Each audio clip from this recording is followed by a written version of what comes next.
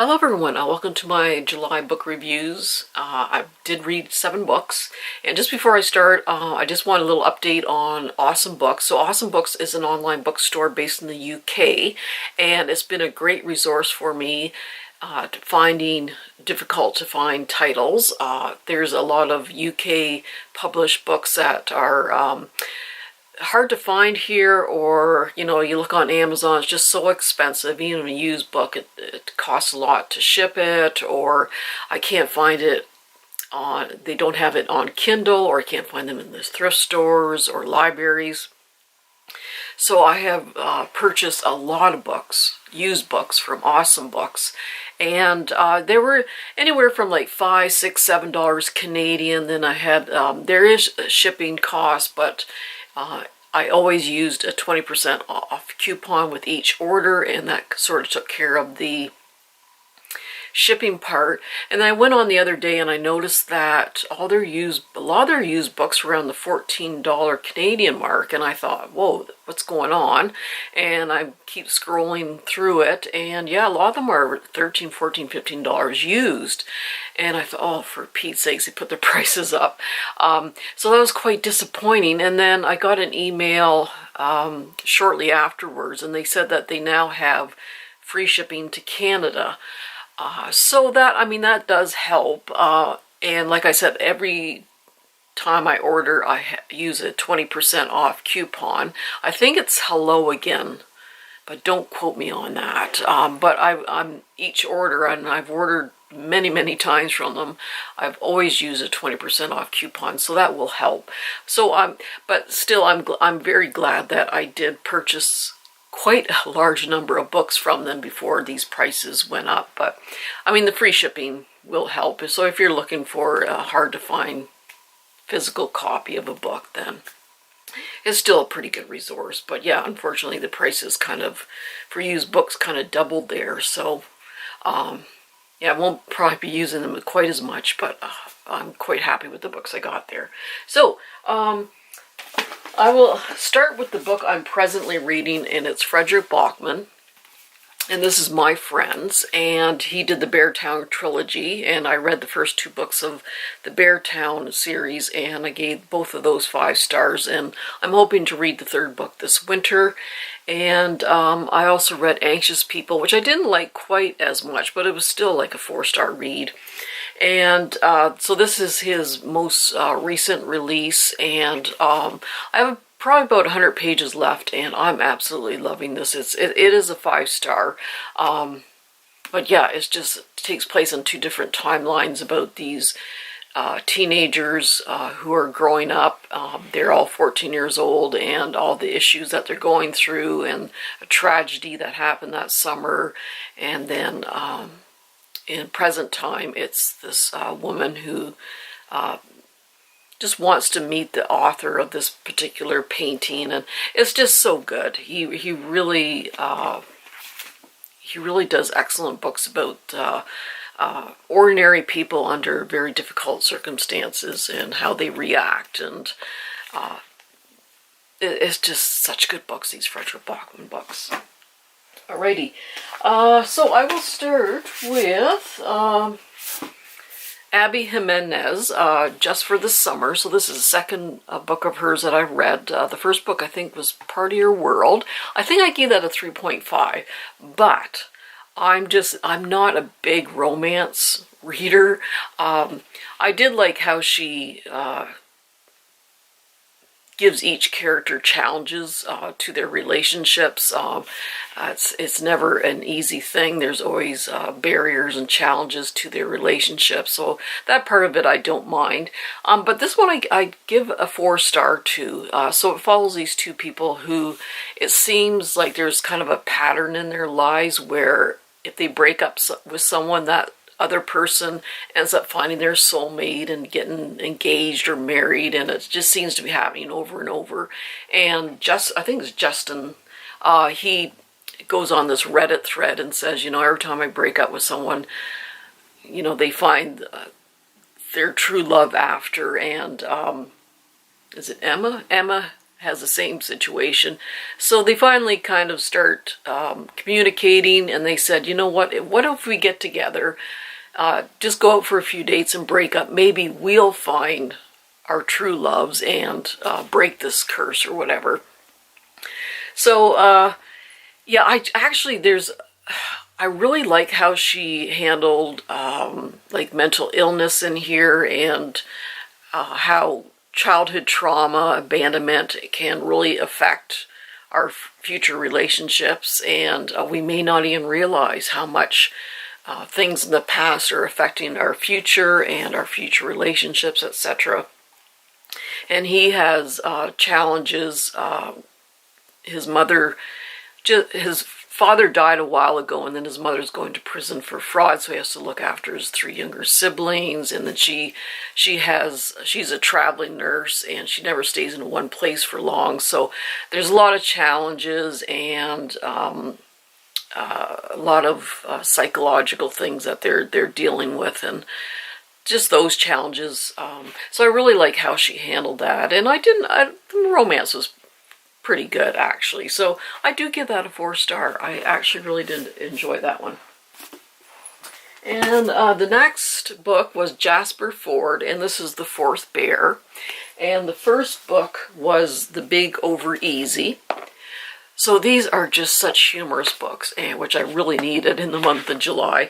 So these 2 books follow Jack Sprat, who the nursery rhyme character, who actually solves murders. So this is sort of an alternate reality where nursery crime figures or characters are actually living amongst us, and Jack Sprat belongs to the nursery crime division of the police, and he solves murders involving nursery crime characters, and they're just hilarious.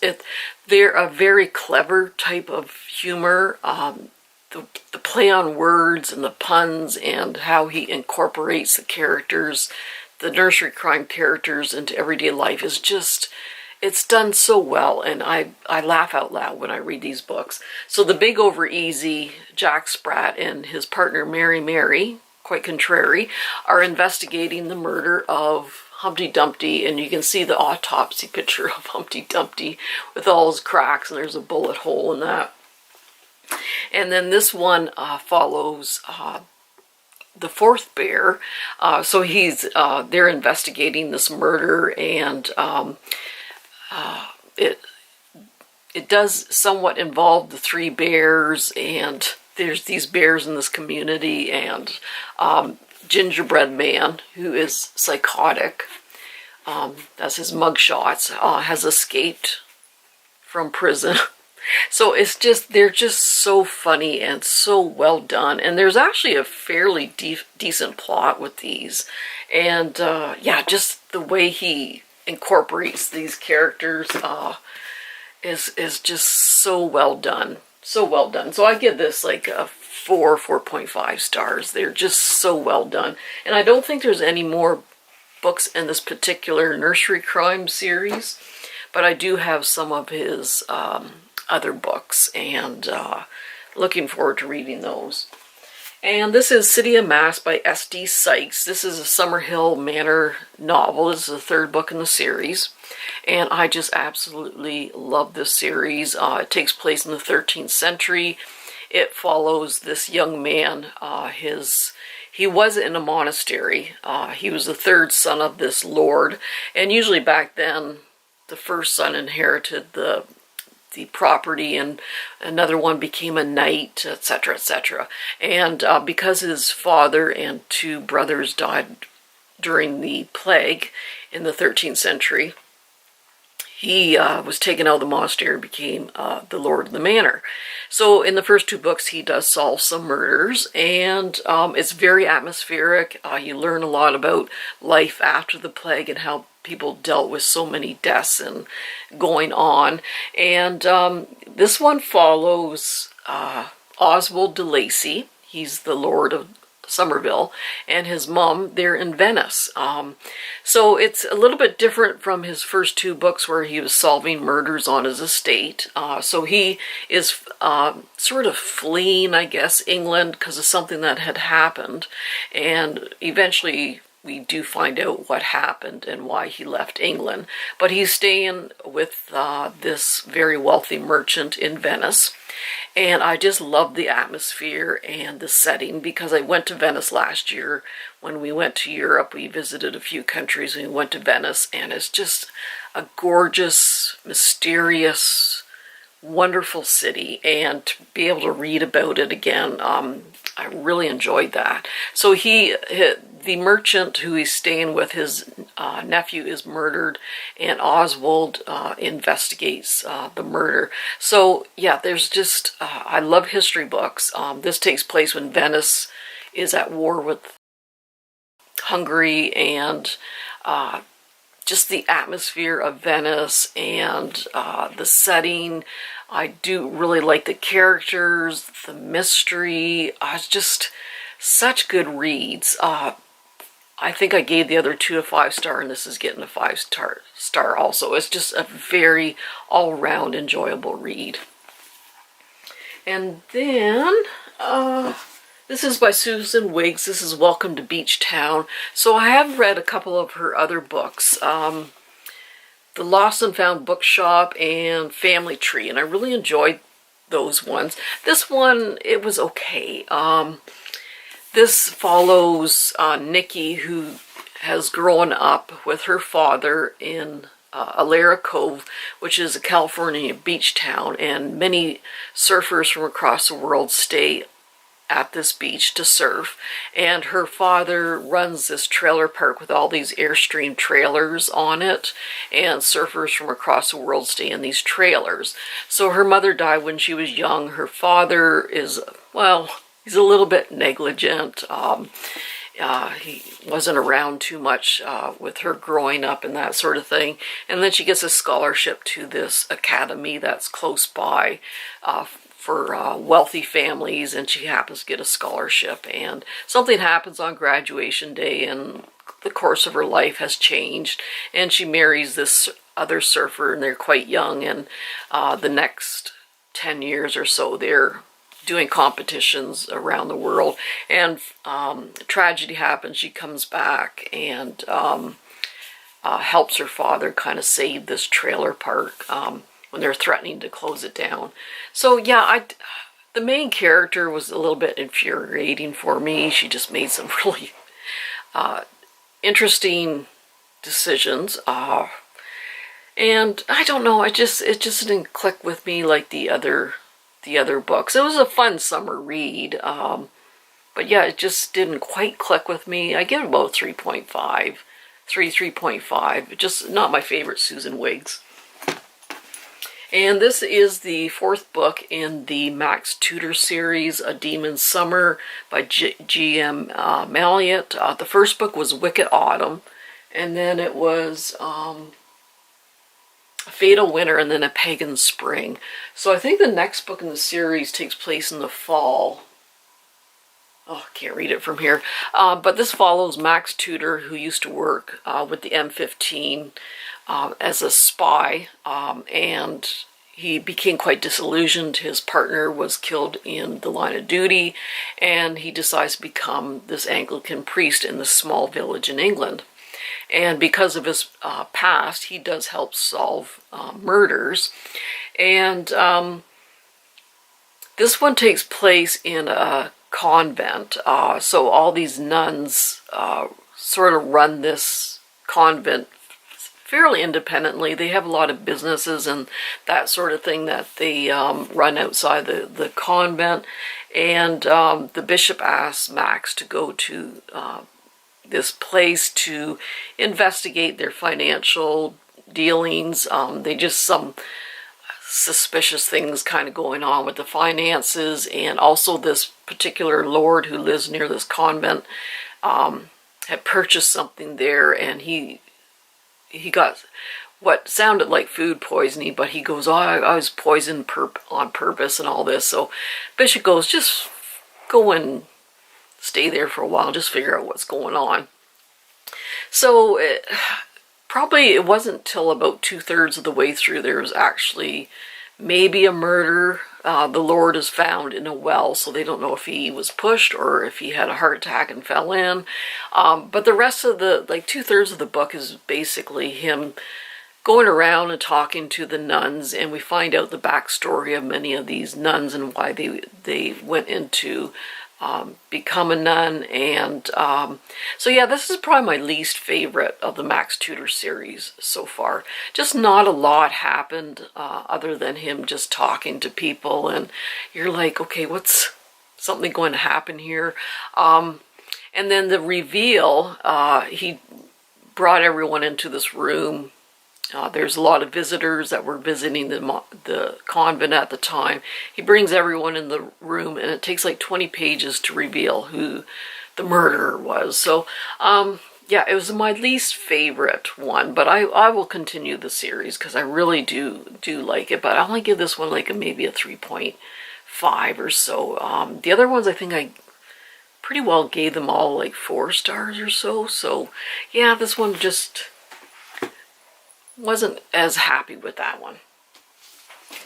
And then this is by Jenny Colgan. This is The Summer Sky. So she has done many different series, and I really do enjoy the Jenny Colgan books. There's one series that takes place in Edinburgh where this woman helps this elderly gentleman keep his bookstore open. I really like that one. And then there's the Island of Muir series where this woman goes back to her hometown on this isolated Scottish island, and she has to go there for work with this lawyer, and she ends up staying there and opening like a coffee shop on the island. And I do like that series. This one wasn't bad. This one follows Morag, who's a 3rd-generation pilot. So her grandfather and great-grandfather were pilots, and they had this small plane, and they kind of island hop to off the sort of these remote Scottish islands to deliver mail, deliver tourist supplies, etc. Well, when she gets her pilot license, she decides that she wants to actually fly for a major airline instead of kind of taking over the business on this island. And there is sort of a plane accident, and this other plane ended up crashing, and there's an investigation, and her and the pilot are cleared in that, but they have to be grounded for a while during the investigation. So she goes back to this island where her family is, and just to sort of wait for the investigation to finish. And her grandfather really wants her to take over the business, but she doesn't want to. So anyway, there's a mishap with the plane, and she ends up on this island with just this one professor of ornithology. So it's not bad. It's not my favorite Jenny Colgan, but it was a fun summer read. I absolutely loved the setting, the atmosphere, and yeah, it was interesting reading about these plane services and how they function on these isolated islands and everything. I thought that was really, really interesting. So I think there's a second book coming out with this series, and I will continue it. The romance was kind of fun. I didn't mind it. Well, it was a 3.75. It was still enjoyable. And then the last one was by Dave Nichols, You Are Here, and I'm going to blind you with this beautiful cover. Woo! It's so, so pretty. So this one has gotten rave reviews. I just found there just wasn't enough happening, I guess, for me. So this follows Marnie, who is divorced, and Michael, who is separated from his wife for like 1.5 years. And Marnie kind of keeps to herself because she's self-employed, and she does edits books and that in her apartment, and so she doesn't go out very much, especially since her divorce. And Michael is still trying to deal with his separation from his wife. He really kind of wants to get back with her. And then one of their mutual friends decides, let's go for a walk. There's a cross-country walk from one coast of England to another. And Michael's going to do the whole thing, and Marnie's going, well, I'll just go for 2 or 3 days kind of thing. But she ends up going almost the entire length. And they get chit-chatting, Michael and Marnie, and yeah, basically the whole book is just conversations along the way during this hike. There is some descriptions. I wish they had described the landscape in the little villages a little bit more. They stop in these different inns along the way, but it's basically Michael and Marnie getting to know each other and possibly falling in love. And so yeah, not much happens other than a lot of conversation on this walk. And yeah, I just it kind of was a bit of a slog for me at times, actually. I don't know, there wasn't anything too profound in this book. It was like a 3-star for me. Now that's not to say you won't really love it. I mean, it's gotten very good reviews and that. It was just, I mean, I'd set it down for a while and then I just wasn't that enthusiastic to get back to it and finish it up. So, yeah, it didn't quite click. Kind of fell short for me. So, anywho, that's it. So I hope my computer is working okay so I can get this uploaded. But yes, I don't know what else to tell you. It's too hot to even read outside, so just going to stay inside to do a few things. And I did get a few books here and there from Book Outlet and Awesome Books. Oops, I got to cool off.